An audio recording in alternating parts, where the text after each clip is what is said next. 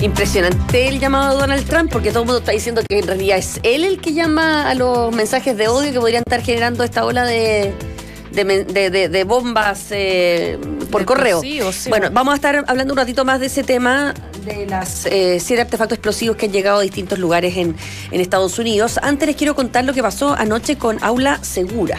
Sí, porque finalmente se llegó a un acuerdo, hubo una discusión bastante larga sobre este proyecto de Aula Segura. Se realizó algunas modificaciones en la Comisión de Educación del Senado, lo que molestó bastante al gobierno porque cambiaba radicalmente este proyecto presentado por el Ejecutivo. Finalmente surgieron las conversaciones, fue aprobado el proyecto de Aula Segura por 33 votos a favor y 1 en contra. Así que, bueno. Pasó el trámite legislativo, pero ¿por qué pasó todo esto? ¿Qué hizo, ¿no?, que se cambiaran las posiciones? Bueno, recordemos que la oposición en la Comisión de Educación había logrado cambiar radicalmente el proyecto, hasta le habían cambiado de nombre, le habían puesto Aula Democrática, o sea, aunque ese era el nombre de fantasía, claro. Pero en el fondo básicamente habían logrado sacarle varias palabras claves dentro del proyecto. Ahora se transforma en convivencia escolar, proyecto de convivencia escolar, o sea, pasamos de Aula Segura, Aula Democrática a convivencia escolar. ¿Qué pasaba? Que el siguiente trámite legislativo era que tenía que pasar este proyecto a la Comisión de Hacienda, donde se tenía que revisar el informe financiero de los proyectos de ley. Esto es un trámite normal. Pero ahí se dieron cuenta, y lo hicieron ver la propia oposición, que había una eventual inconstitucionalidad en una indicación que habían incorporado Yarna Proboste, Jaime Quintana y Juan Ignacio Latorre, que eran los que habían logrado doblarle la mano al gobierno en este proyecto.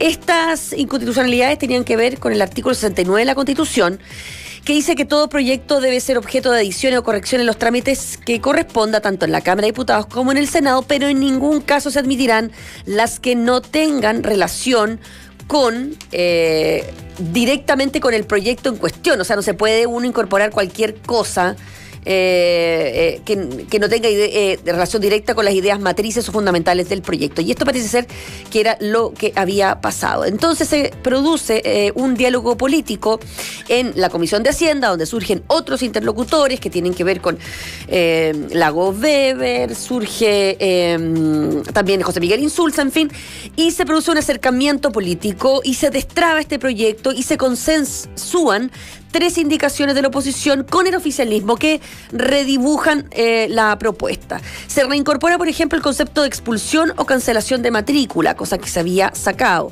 Se amplía la definición de infracción grave a actos de daño físico o psíquico cualquier miembro de la comunidad educativa o terceros que estén en dependencia del establecimiento educacional. ¿Por qué es importante esto?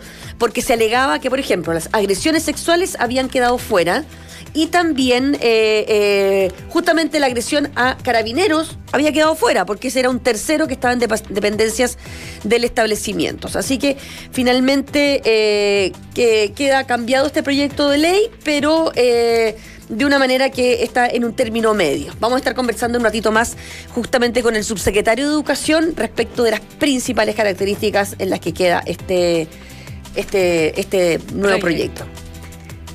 Viste que el presidente escribió en Twitter ayer llamando al orden en un minuto dado. Sí, antes de la aprobación hubo un hecho que interrumpió los diálogos y fue en Twitter, porque el presidente Sebastián Piñera en esta red social emplazó al Senado a resolver de qué lado están, del lado de los estudiantes que quieren aprender y crecer en paz, o del lado de los delincuentes de overol que quieren destruir y atemorizar con bombas Molotov y violencia. Así de simple, así de claro, escribió el presidente a través de su cuenta de Twitter, y por supuesto habían dudas si esto podría generar complicaciones en lo que iba a ser el debate para poder llegar a un acuerdo respecto al proyecto de Aula Segura, porque de alguna forma pone los buenos y los malos con este tuit que puso antes de la votación en el Senado.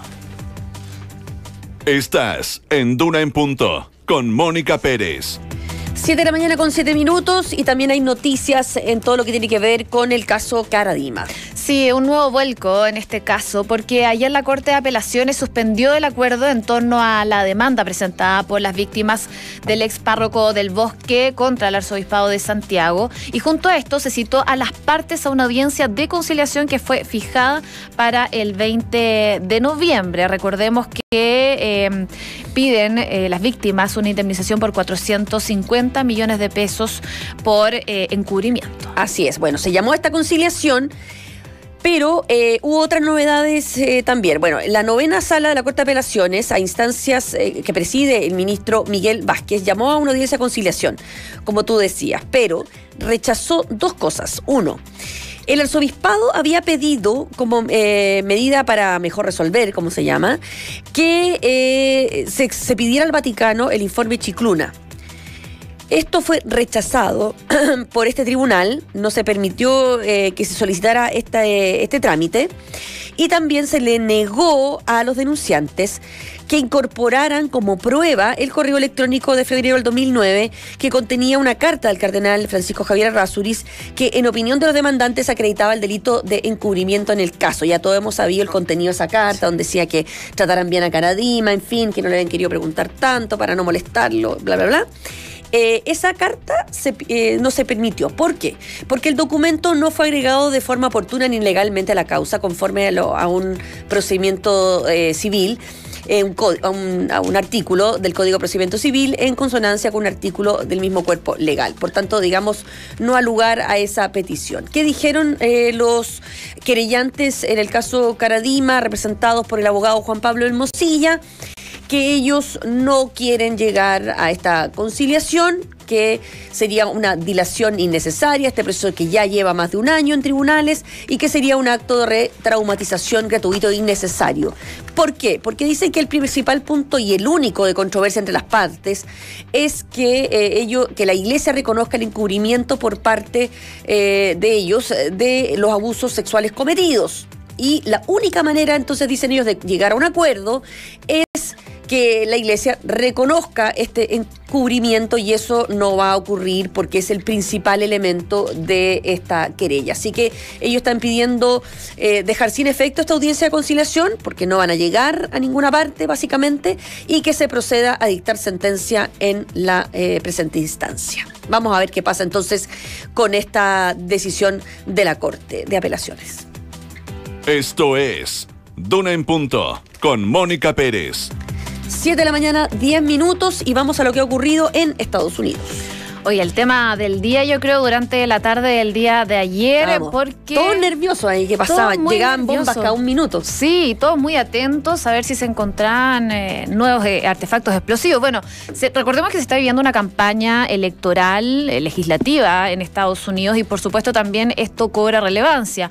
Durante la noche del martes y el miércoles, agentes federales se encontraban investigando el hallazgo de una serie de bombas caseras que habían sido enviadas a personajes bastante relevantes demócratas, entre ellos el expresidente Barack Obama y también la exsecretaria de Estado y la que fue candidata presidencial que compitió con Donald Trump en el año 2016, Hillary Clinton. Ambos paquetes eran bien similares al encontrado el pasado lunes en una mansión del filántropo millonario George Soros, pero no fueron los únicos, porque también le llegaron, por ejemplo, a John Brennan, el antiguo jefe de la CIA, a otros congresistas, por ejemplo, a Maxine Walters y a Eric Holder, que ocupó el cargo de fiscal general durante la administración de Obama, que ellos también recibieron cartas, incluso la cadena de noticias CNN. Bueno, es que esa fue la carta que le llegó a John Brennan, que es comentarista de CNN. Llegó la carta para él ahí, a ese lugar. Hay fotos incluso del sobre amarillo con lo que ellos llaman un pipe bomb, que es como un tubito de PVC que se utiliza para las cañerías, para las tuberías, lleno de un material explosivo. Dice que todos los artefactos fue muy parecido al que recibió George Soros, un filántropo multimillonario, y básicamente todos están relacionados con el Partido Demócrata, porque los dos que le llegan, o sea, los artefactos que le llegan a Barack Obama, expresidente, Hillary Clinton, ex candidata del Partido Demócrata. George Soros es financista de las campañas del Partido Demócrata. Brennan era de la CIA, pero de la época también del Partido Demócrata. En fin, es la único en común es que todos los blancos son figuras destacadas del Partido Demócrata, básicamente, y con características similares los paquetes que se han recibido en distintas dependencias, ya sea casas, porque unas llegaron a la casa de Hillary Clinton, que queda en Chapaqua, que queda cerquita de los suburbios de Nueva York, muy cerca de la casa de George Soros, viven todos además en el mismo barrio. Y como ellos están bajo la protección del Servicio Secreto norteamericano, le revisan toda la correspondencia que llega a esas casas. Y ahí es que se detectan el paquete cuando le llega a la casa de Hillary Clinton y cuando llegó a la casa del presidente Barack Obama. Esa casa está así en Washington. Pero hubo paquetes que llegaron a Florida, a la casa de una congresista demócrata que además fue como co-jefa de campaña de Hillary Clinton. Entonces ahí está la relación. Y también no sé si al final se determinó si era a un diario en San Diego o a la oficina de una congresista demócrata en San Diego. O sea, según lo que yo escuché, era la oficina de la congresista.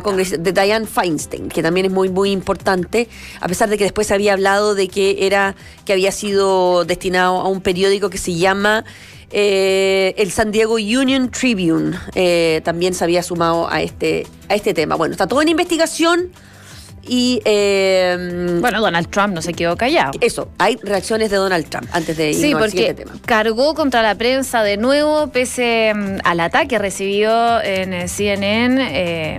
Él en un mitin en Wisconsin insistió en que los lados tienen que estar unidos por la paz y la armonía, haciendo un llamado a la prensa que, recordemos, constantemente él la ataca. Dice que no lo quieren, que lo tratan mal, que publican fake news, estas noticias falsas, y por lo mismo fue en contra de la prensa tras estos artefactos explosivos que no solo se le enviaron a distintas figuras demócratas, sino que también a la cadena CNN, y por eso mismo dice hay que bajar el tono a estas discusiones, pero yo creo que tiene que ser mutuo, por supuesto. O sea, él tiene que partir por bajar el tono con la prensa. Bueno, de hecho todos culpan más bien ese lenguaje tan agresivo de Donald Trump, el hecho de que figuras, o que haya un loco que haya agarrado vuelo y haya enviado estos paquetes que son de fabricación muy casera. Por tanto, puede ser cualquier persona entre Estados Unidos que haya logrado enviar estos paquetes a estas figuras del Partido Demócrata. En todo caso,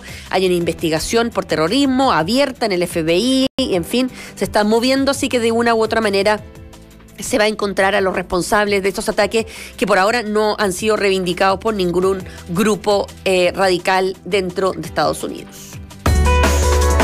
Las cifras que marcan el pulso de la economía están en Duna en Punto.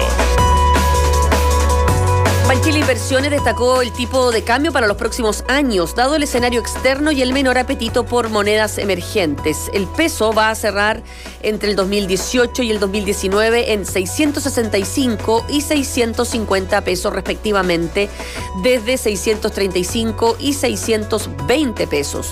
La recuperación de los actuales niveles obedece a la pérdida del momentum en Estados Unidos por la disipación de los efectos fiscales y a la entrada en vigencia de las medidas de estímulo por parte de China. Localmente, la recuperación cíclica de la economía local debería seguir su curso, favoreciendo la entrada de dólares dadas las perspectivas para la inversión doméstica. Hoy, al término de las operaciones, el Dow Jones retrocedió 2,41%, acumulando una pérdida de 0,55% al año. En tanto, el Nasdaq perdió 4,43%, su mayor retroceso diario desde agosto del año 2011. Por su lado, la Bolsa de Comercio de Santiago cerró con un alza de 0,53% durante la jornada, ayudada por los avances de SQM y también LATAM, en la que casi todo el mundo terminó al rojo. Además, el IPSA terminó con su racha negativa de 9 jornadas consecutivas a la baja. Estos datos son entregados, por supuesto, gracias a información privilegiada. Muy bien, vamos a la primera pausa. Vamos a estar de vuelta con nuestros infiltrados. Vamos a conversar de la última batalla que tenemos entre SQM y Tianqi, la China que quiere entrar a la propiedad de la compañía. Y también vamos a estar hablando de un tema político, y es Yarna Proboste y la arremetida del lado más de la izquierda de la democracia cristiana, y por qué Aula Segura al final se transformó en solamente la excusa de fondo de una pelea política mucho más amplia. Son las 7 de la mañana con 17 minutos, pero antes les quiero contar que en un centro de distribución las personas son esenciales. Por eso, si necesitas personal capacitado y calificado, Contrata los servicios de SR Group. Confía en los líderes en servicios y soluciones de recursos humanos en modalidad outsourcing. Contacta en srgroup.cl. Pero si andas buscando en invertir y quieres algo seguro, con arriendo seguro, entonces invierte en Inmobiliaria Fundamenta, porque es la mejor decisión. Tiene calidad, espacios únicos, diseño interior exclusivo y alta plusvalía. Conoce sus proyectos e invierte ingresando en fundamenta.cl. Inmobiliaria Fundamenta, tu felicidad, nuestro compromiso. Y el Parque del Recuerdo te invita este 1 y 2 de noviembre, desde las 9 de la mañana, a ser parte de los murales conmemorativos ubicados en los 3 parques.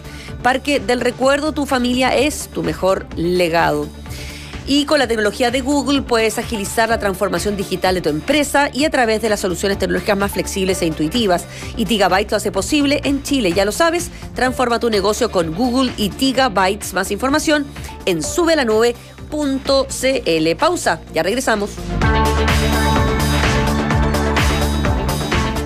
Un simple cable, PC Factory. Un poderoso computador, PC Factory.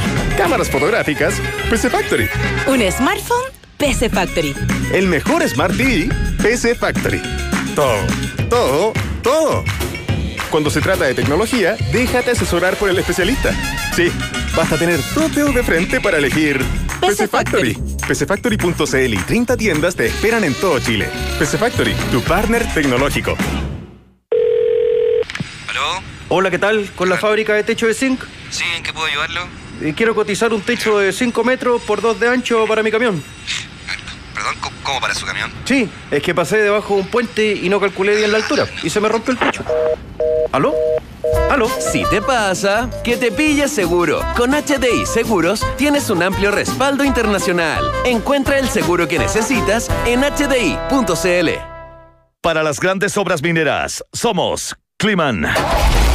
En Salva, somos máquinas. Conoce toda nuestra gama de chancadoras y seleccionadoras Kliman para la construcción y minería en somosmáquinas.cl. Salva. A los que te vieron nacer, a los que no dejabas dormir, a los que te mostraron el mundo, a los que te vieron caer, pero te enseñaron a levantarte. A todos ellos, gracias por todo. Este 1 y 2 de noviembre, démosle las gracias a quienes fueron parte de nuestras vidas, en los murales conmemorativos que tendremos en nuestros parques. Te esperamos desde las 9 horas. Parque del Recuerdo, tu familia es tu mejor legado.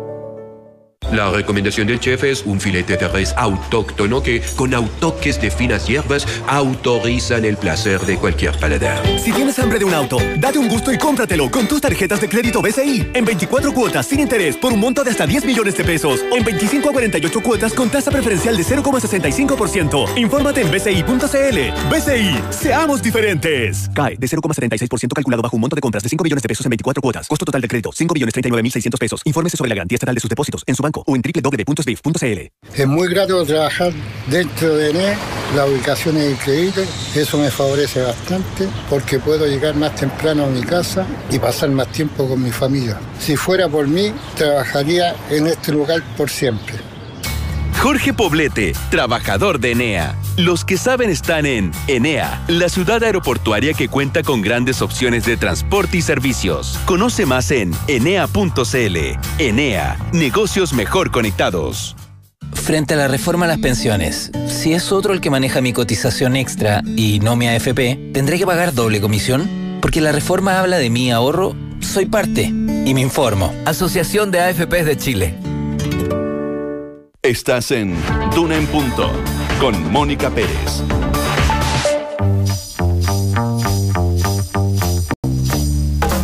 Son los infiltrados en Duna en Punto. 7 de la mañana con 22 minutos y ya tengo a mis queridos infiltrados aquí en la mesa de Duna en Punto. José Tomás Santamaría, subdirector del Pulso, ¿cuál es tu titular? Vamos a hablar de Ponce y la China Tianqi, que se juegan sus últimas municiones en la batalla por la propiedad de SQM. Las últimas municiones, ¿no? Tal cual. Hoy día había titular por ahí, bueno, ahí hablaremos. Sebastián Rivas, editor de latercera.com y conductor de La Tercera PM. Mónica Pérez, mi titular hoy día es Yasna Proboste y la arremetida del lado izquierdo de la DC. Ay, tengo tantas preguntas. En fin, más ratito vamos a estar con el subsecretario, ¿no? Absolutamente. Así que vamos a saber bien, en fin, cómo se libró esa batalla anoche hasta altas horas. casi como yo con mi reunión de pastoral. Vamos con José Tomás, si te parece.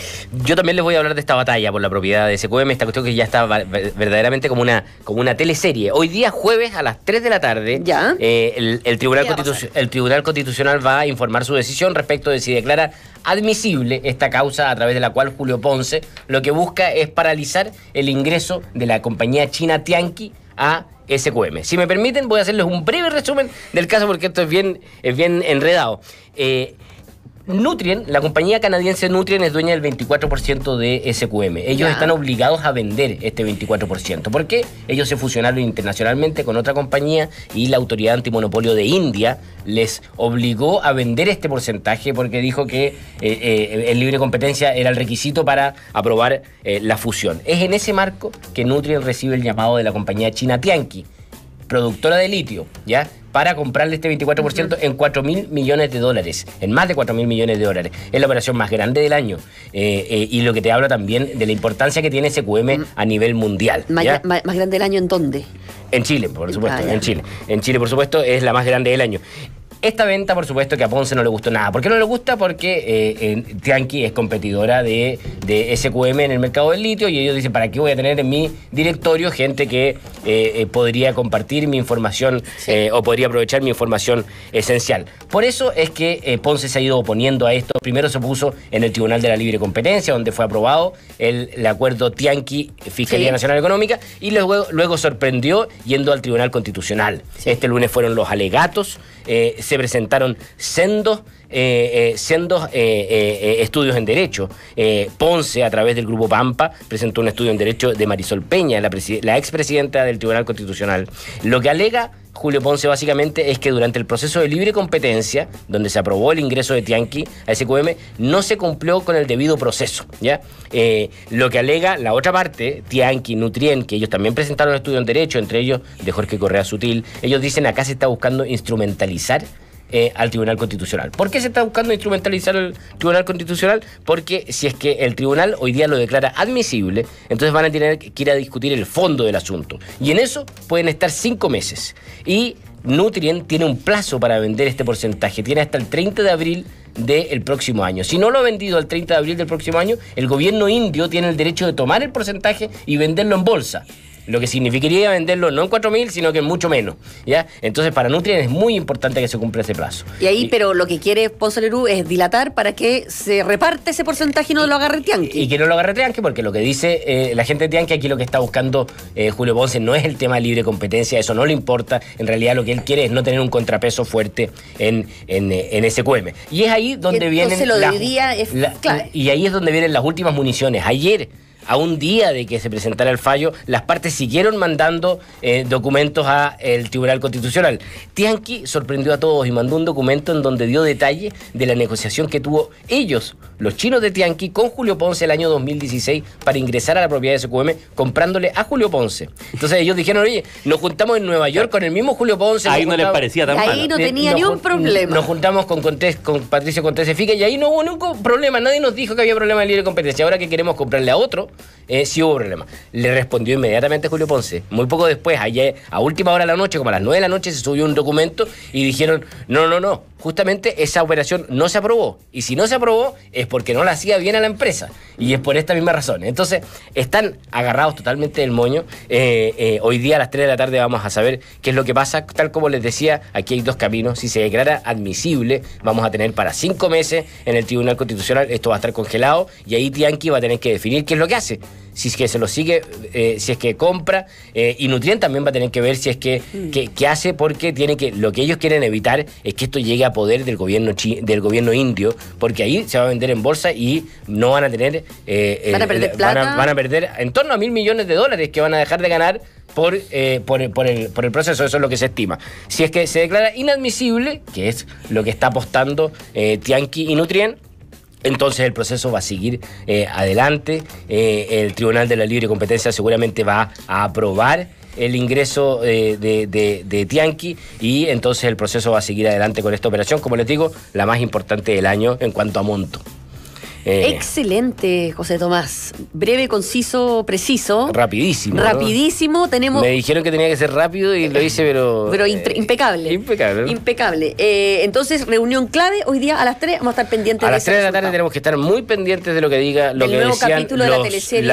la segunda sala del Tribunal Constitucional respecto de si declara o no admisible esta causa. Perfecto, muchas gracias. ¿Sí? ¿Queríais decir algo? Solamente preguntarle a José Tomás, ¿le queda alguna otra carta que sacar de la manga para celebrar un caso de siempre yo creo que va a quedar una. Siempre. Si tú le preguntas a los abogados, a muchos abogados te van a decir, no, ya no queda ninguna, ya con esto se agota. Pero siempre queda alguna apelación que tú puedas armar a la Corte Suprema, alguna cosa y que te pueda sorprender y que realmente se pueda declarar admisible y se pueda seguir atrasando la cosa. Lo que yo tengo claro es que él va a seguir dando la pelea. Julio Ponce va a seguir dando la pelea. Él lo que ha dicho es que él no está en contra de que ingrese Tianqui, sino que él quiere que haya normas de mitigación más fuertes que las que puso la Fiscalía Nacional Económica. Lo que dice Tianqui es que eso es falso, que aquí Julio Ponce lo único que está tratando de hacer es evitar que Tianqui ingrese a la compañía. Muy bien, José Tomás, avancemos entonces, Sebastián Rivas, si te parece, con la pelea política tras Aula Segura, porque uno, aunque no entienda mucho de política, sí se daba cuenta que Aula Segura era algo mucho más allá que un simple proyecto de ley. Bueno, de hecho, eso es la gracia, Mónica Pérez. Tú vas a estar hablando un ratito más con el señor Raúl Figueroa, su secretario que está acá, pero yo te quiero llevar a qué es lo que está pasando en la oposición y por qué está este rechazo, este cambio, digamos, hasta de nombre de Aula Segura, Aula Democrática, tenía harto más que ver con temas internos que con algo específico. ¿Qué es lo que sucede? Que lo que te marcan es que lo más relevante para la oposición es la forma en que Yarna Proboste logró articular en el fondo todos estos movimientos desde su puesto de presidenta de la Comisión de Educación. ¿Por qué? Primero porque desde hace un tiempo la democracia cristiana está en una búsqueda interna de qué hacer hacia adelante. Alguna vez conversamos cuando, más o menos por ahí por agosto, Fuad Chaín trataba de buscar un pacto con los radicales, ¿te acuerdas? Un pacto que ya los radicales mismos se salieron de eso. No le funcionó. Trataron de bloquear, por ejemplo, que el Partido Comunista participara en los actos del no. Tampoco le resultó. Entonces, a estas alturas van ganando terreno quienes están más proclives a tratar de reconstruir lo que antes se conocía como la nueva mayoría, o bien incluso abrirse hacia el Frente Amplio. En esa posición, por ejemplo, está Yarna Proboste. En esa misma posición está otro de los senadores, que es Francisco Buenchumilla, que hace una semana mandó una carta interna de 4 párrafos que circuló por la democracia cristiana, marcando que, en realidad, él está abierto a no pactar con el Partido Comunista si es que eso no conviene, pero que no puede haber ninguna clase de vetos. Él recordaba incluso cuando la DC en el gobierno de Allende en 1973 había unido con la derecha porque tácticamente estimaba que era conveniente. Él decía, bueno, nosotros no podemos en el fondo bloquear ni siquiera, decía, no solo al Partido Comunista, sino que también al Frente Amplio. Entonces el bloque de izquierda, ambos son del bloque de izquierda de la DC, se está posicionando para dar esa pelea interna que, de nuevo, estamos hablando de elecciones que se vienen en 2 años. A veces la gente dice, ¿es mucho tiempo? No, se están moviendo las cartas ahora, y en eso lo que te conceden es que Yarna Proboste mató 2 pájaros al menos, y algunos te dicen 3 de un tiro. Uno, pasó una cuenta pendiente que tenía hace bastante tiempo, hace 10 años, en el mismo Congreso. Se enfrentaba una Nobel diputada, Marcela Cubillos, hoy ministra de Educación, con la entonces ministra de Educación, Yarna Proboste, por el tema de las subvenciones que finalmente le terminaría costando una interpelación el cargo. Eso dicen, bueno, es simbólico, efectivamente es así. 2, logró una articulación que fue hasta el Frente Amplio. En la comisión estaba el único senador de Revolución Democrática, que es Juan Ignacio Latorre, y que se plegó a la lógica de la oposición, lo cual también le marcaban un punto. Y tercero, señalizó un liderazgo interno que es bien importante. Lo que le cobran a Yarna Proboste es que, más allá de que ella es una figura fuertísima en su región, que le va muy bien, todavía no es una figura con alcance nacional, no logra traspasar su adhesión a la democracia cristiana. En Atacama, por ejemplo, a ella le fue muy bien, 30%, pero a la lista de la democracia cristiana sacó un 2-3%. Entonces dicen, bueno, Yarna Proboste se quiere perfilar internamente, y más allá de elecciones presidenciales, que en este minuto todos son candidatos, dicen, se quieren perfilar internamente. Para eso, lo que ocurrió esta semana le sirve mucho, e incluso haber salido por arriba anoche, a última hora, como una de las firmantes de este acuerdo que terminó aprobando el Aula Segura, Aula Democrática, uno sabe, digamos, ahora con 33 a 1. Ahora se llama convivencia escolar. Claro. O sea, logró finalmente también mostrar capacidad de diálogo y llegar a acuerdo, digamos. Y se posicionó, además, apareció en la foto. Aparecer en la foto es súper importante. Discutamos esa tesis, ¿podemos entrarla? Claro. Ya, yo tengo varios puntos. Uno, es verdad que Jasna Proboste se mostró como que logró es que no sé si decir una maniobra política, claro, de modo de hacer todo esto y fregarle el proyecto al gobierno en la Comisión de Educación, ¿ya? Pero yo no creo que eso sea sin costo también. Primero porque hay una gran mayoría de la gente en su casa que no entiende tanta triquiñuela política y lo ve más en una dicotomía, creo yo, entre aquellos que quieren castigar al cabro de overol radical que rocía con benzina y a su profesor, en fin, que todo el mundo dice, ¿cómo se acepta esta cuestión? Y aquel que no, esa dicotomía que trató de establecer el gobierno. Segundo, ¿ustedes creen que nadie en la gente se da cuenta de que al menos es raro que una ministra destituida sea la presidenta de la Comisión de Educación de precisamente el cuerpo legislativo? Yo no sé si eso es... A cualquier persona le da lo mismo. O sea, ya la destituyeron, ¿cómo ella puede ser la presidenta de la Comisión de Educación? Si no hay sangre en el ojo que está en el fondo movilizando políticamente un conflicto de interés. Y tercero, al final el gobierno revirtió el rechazo porque las indicaciones que había propuesto precisamente Jasna Proboste eran inconstitucionales y lo reconocieron ellos mismos. Claro. Al menos una. A ver, vamos por parte lo más rápido posible. Uno, efectivamente, claro, esto va a tener costos, pero la lectura que se hacía en la oposición era que si Aula Segura pasaba directamente, era un golazo del gobierno. Porque es un proyecto que tiene altísimo conocimiento, altísima aprobación. Popularidad. Claro. Popularidad. Había que hacerle algún rayón de pintura. Se estima que lo que hizo Jasna Proboste fue hacerle ese rayón de pintura, más allá de que tú sabías que el proyecto tenía que terminarse aprobando. Número 2. Claro, suena extraño que una ministra destituida esté en la presidencia de la comisión.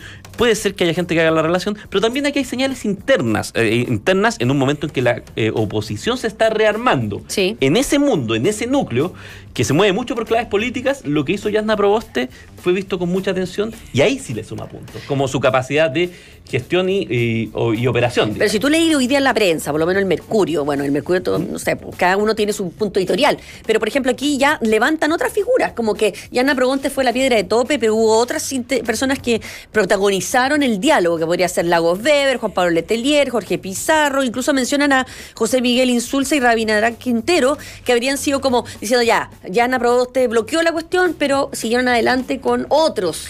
Es verdad, pero Jasna Proboste tuvo que estar sentada en esa mesa. Sí. Que no habría podido estar en ninguna condición. Tienes que pensar que estos nombres son los que se llaman siempre los negociadores, los que van a estar en todo momento y que los vamos a ver en presupuesto y en reforma tributaria, cerca del gobierno. El punto es que Jasna Proboste se subió a esta mesa e incluso las indicaciones finales las firma ella también. Sí. Por lo tanto, en términos de visibilidad, es importante. Y a la oposición no le molesta que tenga visibilidad, de nuevo porque ella está en la lógica de juntar a todos de la manera más amplia, que es algo que desde el PS, desde el PPD y desde el Partido Radical ven con mucho interés, y desde los comunistas con esta idea de poder reeditar la nueva mayoría que existía antes. Para ti, Sebastián Rivas, punto para Jasna Proboste. Punto para Jasna Proboste, no es sin costos, pero al final raya para la suma.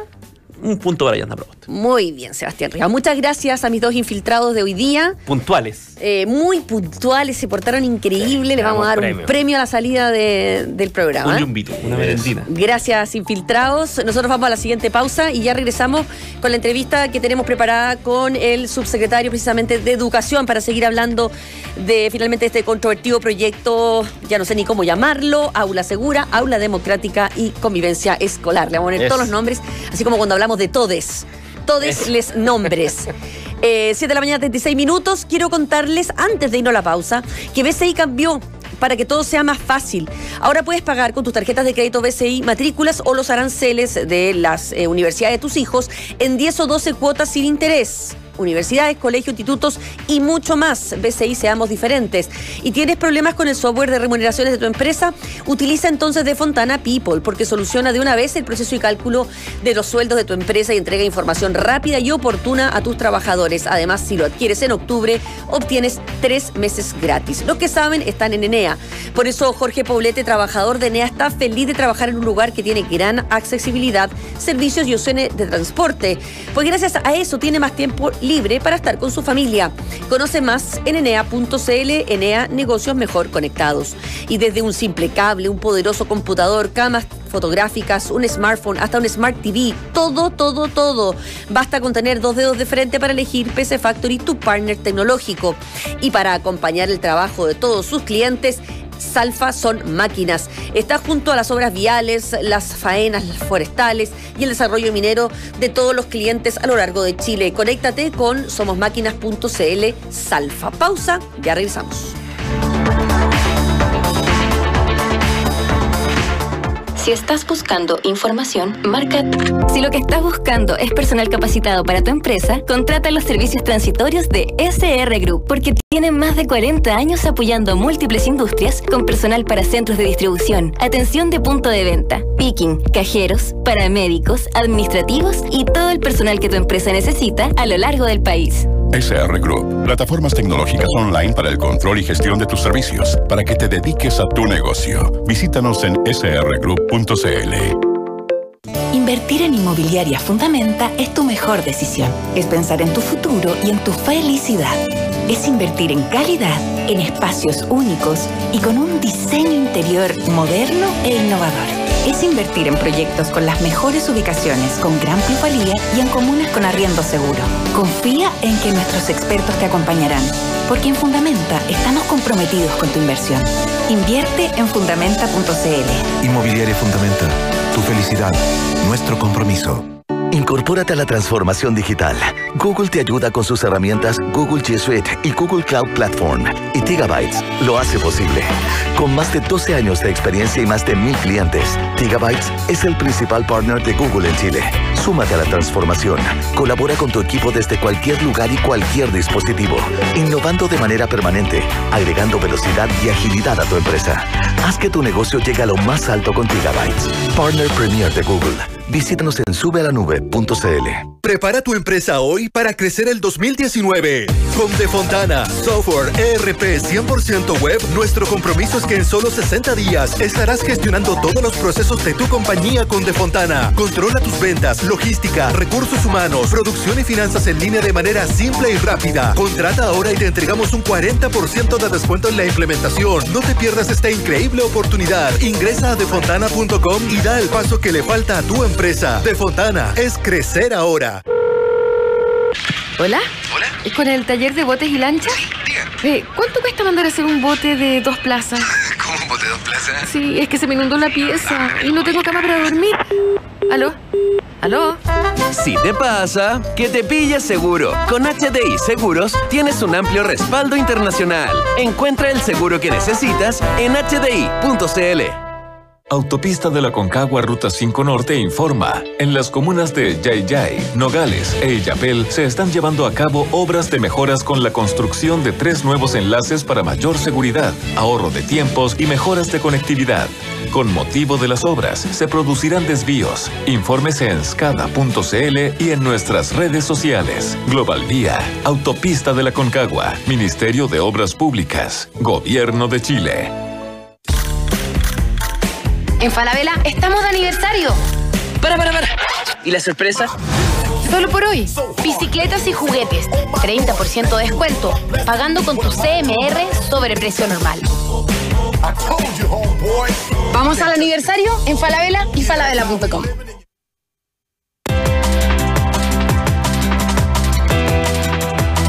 7 de la mañana con 41 minutos y ya estamos acá en estudio con Raúl Figueroa, su secretario de Educación. Muy buenos días, Raúl. Buenos días, Mónica, muchas gracias. Con el mismo sueño que muchos parlamentarios y mucha gente del equipo político del gobierno, sí. ¿No? ¿A qué hora se acostaron anoche? Un poco, como a las 2 llegamos a la casa, por ahí. De vuelta. De vuelta, atranochados pero contentos, la verdad. Contentos porque vemos que después de una vuelta a lo mejor un poco más larga de lo necesario, más tensa de lo que yo creo que esto tendría que haberse... como tendría que haberse tramitado, pero en definitiva contentos porque se aprobó con un amplio respaldo, un solo voto en contra, un proyecto de ley que desde un principio dijimos que era necesario, que era simple y por lo tanto creíamos nosotros que era fácil llegar a un rápido entendimiento en el Congreso y en definitiva eso fue lo que ocurrió anoche. Y este proyecto que ahora hemos bautizado como Convivencia Escolar, ¿a qué se parece más? ¿A aula segura o aula democrática? Nosotros siempre hablamos de aula segura, es un nombre... no es el nombre formal del proyecto. Ayer la propia ministra decía, no, ya se acabó, este es otro proyecto, así que paremos de hablar, Aula Segura murió, porque lo habían cambiado completamente. Claro, no, la verdad es que... ¿Qué salió al final? Salió un proyecto muy similar a lo que siempre fue Aula Segura. ¿En qué sentido? En el sentido de que el propósito del proyecto original siempre fue, primero, evitar que la violencia extrema se normalizara en los establecimientos educacionales, y con ese propósito establecía dos causales muy específicas: el porte de armas, el uso, el almacenamiento de armas y aparatos incendiarios, y las agresiones físicas a docentes con lesiones. A esas causales les asociaba una sanción, la sanción de expulsión, y aceleraba los procedimientos para que eso pudiese ser efectivo en los liceos y en las escuelas. Y en definitiva, lo que se aprobó ayer es un proyecto donde se consagran las mismas causales e incluso algunas un poco más amplias. Se deja claro, por ejemplo, que otro tipo de agresiones, no solo físicas, sino que también psicológicas, que no solo a miembros de la comunidad, no solo a docentes, sino que a miembros de la comunidad educativa e incluso a terceros.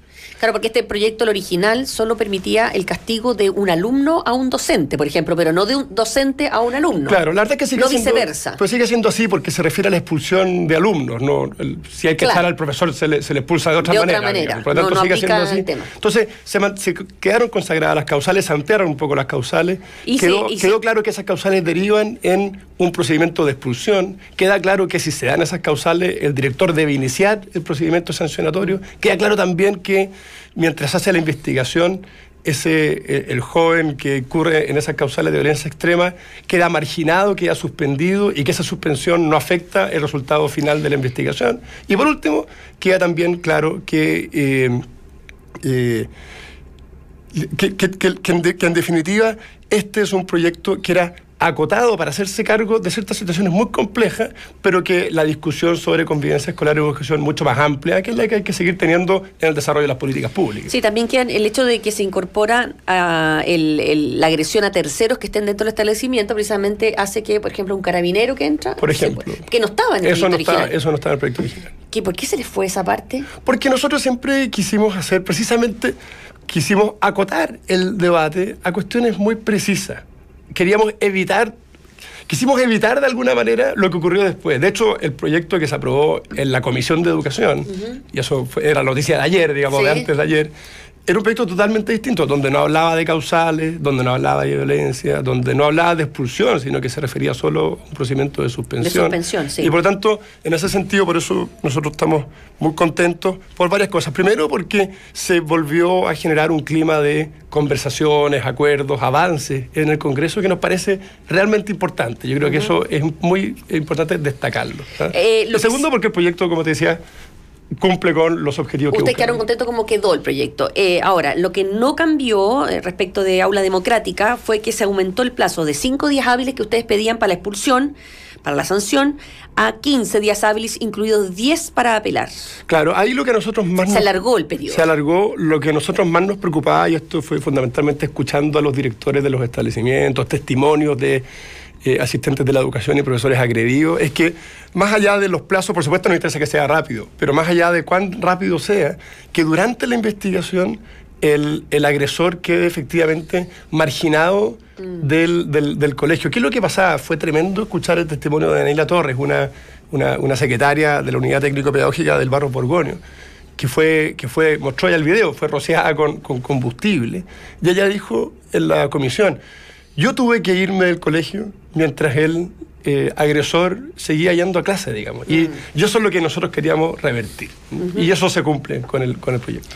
Vamos a la parte política, ya una vez que ya tenemos claro el articulado y en qué quedó las sanciones para los estudiantes que incurran en esto, que además todavía tiene trámite, no demos la batalla por nada, porque ya... No, esto tiene que pasar ahora a la Cámara de Diputados, efectivamente. Pero hay un acuerdo político de trasfondo que de alguna manera hace como que no va a haber mayores imprevistos en la tramitación del proyecto, ¿no es cierto? Nosotros esperamos y estamos tranquilos en eso, por supuesto, como lo hemos dicho siempre, el Congreso no es un buzón, y por lo tanto los trámites legislativos apuntan a que se perfeccionen y que se avancen los proyectos, pero en este caso además siendo un acuerdo político transversal, que cuenta con prácticamente prácticamente la unanimidad, salvo un senador votó en contra. Nosotros esperamos que ese acuerdo y ese espíritu, sobre todo, se traslade a lo que viene en la Cámara de Diputados, que lo vamos a ver probablemente a la vuelta de la semana distrital, o sea, en 2 semanas más. Y políticamente hablando, acá se vio y, bueno, se ha interpretado de diversas maneras el hecho de que la Comisión de Educación, presidida por Jasna Proboste, logró cambiarle radicalmente el proyecto al gobierno, a ustedes que estaban presentando, y para algunas personas han interpretado que esto es un triunfo de Jasna Proboste, en el sentido de que primero logró articular un amplio arco político que va desde la DC, que es ella, hasta Revolución Democrática. Otros lo ven como que no es así, porque finalmente el proyecto cambia completamente y son otros los interlocutores políticos que entran a la negociación con el gobierno. Para usted, evidentemente, me imagino que usted va a celebrar además un triunfo político en esta pasada. Sí, nosotros nos quedamos con el resultado y creemos que desde el resultado es donde hay que hacer ese análisis. El resultado es que tenemos un buen proyecto que cuenta con un apoyo transversal, que en los objetivos y en las cosas específicas es el mismo proyecto que lo que presentó el Ejecutivo, y que en definitiva lo que primó en el Congreso y lo que permitió que todo eso ocurriese fue precisamente un espíritu de unidad, de serenidad, que no fue precisamente el que se vivió en la Comisión de Educación el día antes. Y en ese sentido yo creo que la reflexión que se hizo en la Comisión de Hacienda, donde también participaron los senadores de la Comisión de Educación, no votaron porque no votan en Hacienda. Sí, porque este proyecto además lo firmó igual ya. Exacto, y por tanto, de acuerdo. Entonces creo que es importante ver la vuelta completa, y yo me quedo desde el punto de vista político con lo importante de darle toda la relevancia posible a que el ánimo, el espíritu de acuerdos prima por sobre un afán de incorporar tensiones que son innecesarias cuando se tensa tanto la discusión en proyectos tan acotados como este. Bueno, uno dice, ¿qué nos queda entonces para otras discusiones más complejas, más profundas? Y por eso yo me quedo con la idea de que el primó aquí y se van a ver mucho más beneficiados, y en eso están todos involucrados, quienes participaron de un ánimo de llegar a acuerdos y de cerrar adecuadamente este proyecto. De todas maneras, alguien podría argumentar por el otro lado que ustedes fueron los que tensionaron el escenario al majaderamente, entre comillas, estoy diciendo la opinión de otras personas, haber presentado una y otra vez un proyecto que todo el mundo le decía, no es constitucional, no tiene el debido proceso, no garantiza esto, no garantiza esto otro. Nosotros fuimos siempre muy receptivos a las observaciones. De hecho, cuando se hicieron comentarios respecto de posibles falencias al debido proceso, nosotros estábamos tranquilos que el proyecto cumplía con eso, pero no tuvimos ningún inconveniente en rápidamente modificar aquellas partes sobre el proceso para dar seguridad que se cumplía. Por lo tanto, creemos que fuimos no solo receptivos, sino que muy concretos en hacernos cargo de esas observaciones. Presentamos no una, sino 2 indicaciones para hacernos cargo de esa discusión. Y por lo tanto, y le pusimos urgencia precisamente porque era un proyecto acotado. Ahora, muy necesario. Y como es un proyecto necesario, muy acotado, precisamente es como el paradigma de un proyecto que se puede tramitar con urgencia. Esto no era si uno mira, por ejemplo, la Ley de Educación Superior que se despachó terminando el gobierno anterior, que era una ley de, qué sé yo, 30 páginas, sí. Y en definitiva se despachó a punto de urgencia, digamos. Y por lo tanto, creemos que este sí era un caso donde la urgencia, el sentido de urgencia, combinaba perfectamente con las herramientas de urgencia que tiene el Ejecutivo, y eso fue lo que usamos. Y respecto del argumento que también esgrime parte de la oposición, en el hecho que ustedes vieron ahí, o más bien no es la oposición, pero más bien un análisis político de expertos, el hecho que ustedes vieron ahí una hebrita que había que tirar porque es muy popular, y de acuerdo a la encuesta, esto demuestra que esta medida tiene un gran apoyo ciudadano, y el gobierno evidentemente quería ganar de ese premio que estaba ahí en disputa ante la ciudadanía. Sí, yo me quedo con el objetivo de fondo, y es que cuando uno visita los colegios, te reúnes con los directores, escuchas a los padres y te das cuenta que están sufriendo ante una normalización de la violencia en sus ambientes, uno tiene la obligación de tomar medidas. Ahora, si esas medidas además coinciden, no es raro que coincidan con un apoyo masivo, porque es lo que uno aprecia cuando va a las escuelas y los liceos. Entonces, por lo tanto, quienes dicen que acá hubo una especie de diseño de marketing, digamos, que era...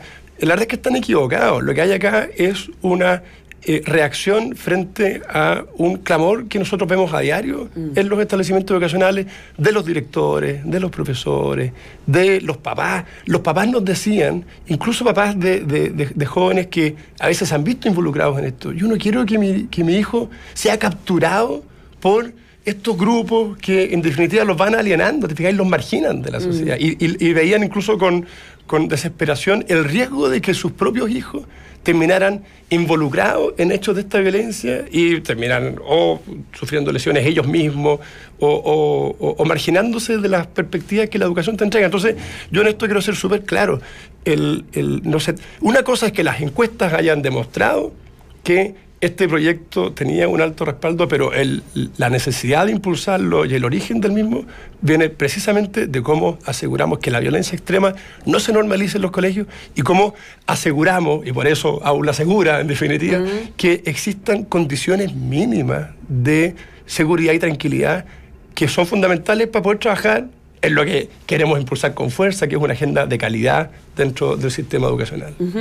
Hay un punto de la legislación, del articulado, que quiero preguntarle, porque este proyecto ahora no solamente va a aplicar a los liceos públicos, sino que también a todo el sistema de educación privada, en fin, de todo tipo de colegios. En general, lo que pasaba es que, por ejemplo, incluso un colegio privado que expulsaba a un alumno por decir, no sé, por tener marihuana en el colegio, se expulsaba por esa causal que está dentro de las directrices del colegio, del reglamento interno, que tiene que ser expulsado. Pero hay alumnos que incluso en colegios privados iban a la justicia y lograban ser reinsertados en el colegio, o sea, tenían obligación de entrar de nuevo, no lo podían echar por eso. ¿Eso se elimina con este proyecto? No, efectivamente este proyecto solo se hacía cargo del sistema subvencionado, municipal y particular subvencionado, por una razón súper simple, porque todas las restricciones estaban y en la ley de subvenciones, por lo tanto se aplicaban solo a esos colegios. Lo que en definitiva ayer se aprobó es que algunos aspectos se amplían al resto del sistema, específicamente los colegios particulares pagados. Dos cosas. Uno, que las causales, es decir, si se dan estas mismas causales, un colegio particular pagado también tiene que entender de que esas causales son graves y por lo tanto tiene que tomar medidas respecto de esos alumnos. Segundo, que en ese caso puede ese colegio también aplicar la medida de suspensión como una medida cautelar. Y por lo tanto, si lo suspende, luego también lo puede expulsar. ¿Qué es lo que pasó? ¿Qué es lo que pasaba? ¿Qué es lo que está pasando en el sistema? Es que los tribunales habían considerado que la suspensión de un alumno mientras se tramitaba un procedimiento de expulsión era ya una sanción. Y por lo tanto, si luego lo sancionaban con la expulsión, se producía lo que se llama non bis in idem, que se sanciona 2 veces por el mismo hecho, por lo tanto, eso también se resuelve. Y en ese sentido creemos que es positivo para todo el sistema lo que se incorporó. Pero, ¿qué pasa? ¿Por qué? O sea, tú dices, cada vez que ocurra un hecho que tenga estas características, el colegio está obligado a tomar medidas que son drásticas, como las que estamos hablando, este proceso de 15 días, en fin, para la expulsión. Pero eso ya estaba contemplado en ciertos reglamentos, como por ejemplo el reglamento interno de convivencia del INBA, del Instituto. ¿Por qué no se podía utilizar ese mismo reglamento para tomar carta en el asunto? Claro, hay cuestiones generales y otras particulares. La general es que ya era un problema que tenían ya todos los establecimientos, que es lo que acabamos de comentar, que cuando se iniciaba el procedimiento lo suspendían al alumno y luego no lo podían expulsar porque los tribunales habían entendido que ya había sido sancionado. Y eso se corrige con el proyecto y por eso había que hacerlo. Lo segundo es que efectivamente algunos reglamentos lo tienen, otros no. Y lo que a nosotros nos parecía que era fundamental, y es lo que en definitiva se consagró, es que ciertos hechos de violencia extrema son tan graves que tienen que estar señalados incluso en la ley como hechos que deben asociarse a una medida de expulsión. Al margen de... Porque a lo mejor algún colegio lo tiene, pero puede ser que otro no. Y en ese sentido... Eso bastaba con unificar los reglamentos de convivencia. Claro, pero son propios de cada establecimiento. Entonces la manera de unificarlo es establecer la causal en la ley, que es lo que se hizo en definitiva. Muy bien, muchas gracias Raúl Figueroa, secretario de Educación, por comentar tanto los aspectos técnicos de este proyecto que, ¿cómo le vamos a llamar? Ya pongámosle un nombre definitivo porque ya no sabe ni cómo hablar. No, a ver, nosotros... ¿Aula segura? Entendemos que el proyecto Aula Segura sigue. Ahora, para evitar controversia, el nombre del proyecto creo que efectivamente quedó algo así como que otorga mayores atribuciones a los directores para hacerse cargo de la convivencia escolar, lo que nos parece muy bien porque la convivencia escolar es fundamental. Por supuesto, pero quedó en convivencia escolar. Quedó en la ley, quedó convivencia escolar. Convivencia escolar. Sí. Entonces, con proyecto convivencia escolar, por habernos explicado los alcances técnicos y también toda la pelea política que fue el trasfondo, ¿no es cierto?, la trasbambalina de esta aprobación hasta altas horas anoche en el Congreso. Estos contenidos, esta entrevista y como todos los contenidos de nuestro programa quedan en duna.cl para que usted los pueda revisar a lo largo de la jornada. A continuación, las noticias con Josefina Stavrakopoulos y después hablemos en off con Nicolás Vergara, Consuelo Saavedra y Matías del Río. Nosotros nos vemos mañana. Muchas gracias. Chao. Muchas gracias.